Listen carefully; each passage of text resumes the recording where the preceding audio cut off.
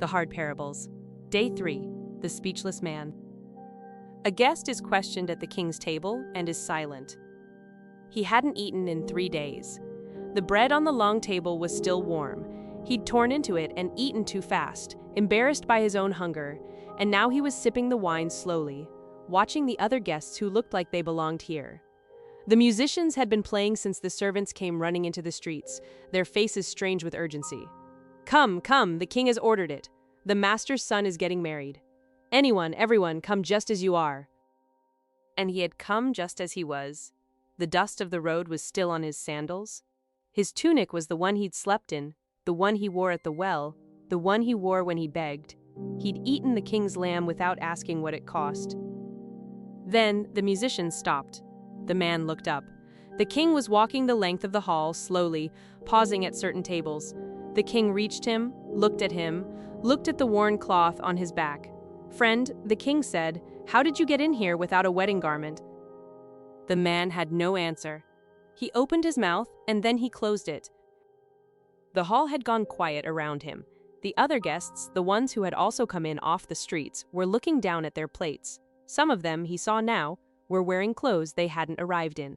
White cloth, clean, the kind a king's household might hand a guest at the door. The servants had offered, and he hadn't understood or he'd said no. He couldn't remember which, not now. Outside, in the city he'd come from, smoke was still rising from the houses of the men who hadn't come at all.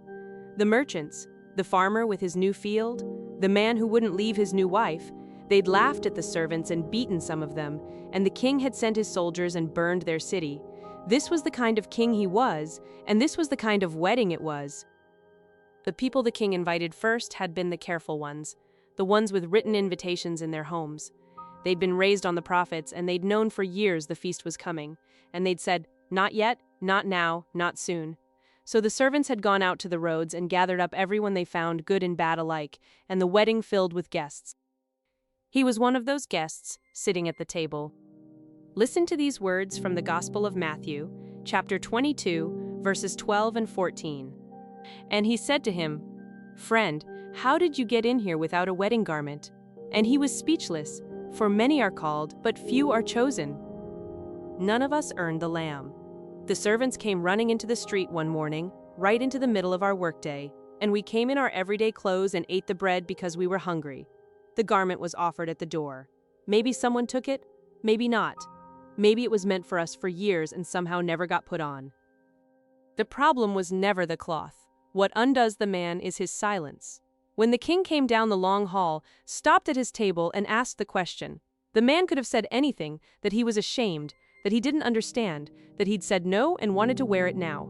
Any of those would have started a conversation. Instead, the man shut his mouth. The hard ending isn't that he didn't deserve to be there.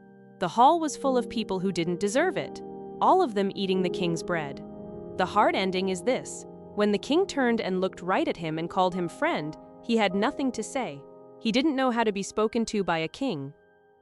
What's being asked of us, in the end, might not be the garment, it might be the answer.